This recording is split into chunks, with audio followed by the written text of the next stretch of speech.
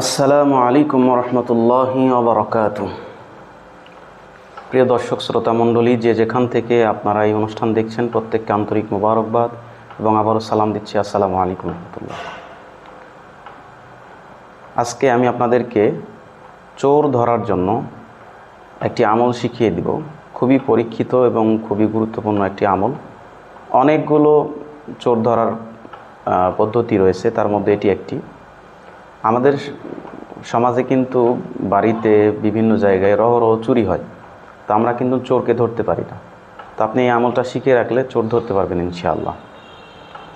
আমলটি হচ্ছে যে যেই দরজা দিয়ে আপনার মনে হবে যে এই দরজা দিয়ে চুরিকৃত মাল, অর্থাৎ টাকা হোক বা যে কোনো জিনিস চুরি হয়ে গেছে এই দরজা দিয়ে, এটা যদি আপনি নিশ্চিত হন যে এই দরজা দিয়ে এই জিনিসটা নিয়ে গিয়েছে, তাহলে ওই দরজায় দাঁড়িয়ে আপনি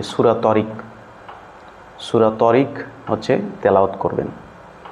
তেলাওয়াত করার পরে হয় আপনি সেই জিনিসটা যেটা চুরি হয়ে গিয়েছে সেটা ফিরে পাবেন, নয়তোবা চোরকে ইনশাআল্লাহ আপনি স্বপ্নে দেখতে পাবেন। এভাবে আপনি 7 দিন এই আমলটা করবেন। অর্থাৎ সূরা তরিক,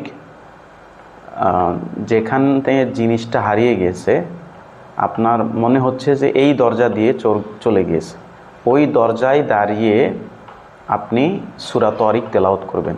ইনশাআল্লাহ আপনি চোরকে হয় মাল সহকারে ফিরে পাবেন, নয়তোবা স্বপ্নে দেখতে পাবেন, চোরকে আপনি দেখতে পাবেন ইনশাআল্লাহ।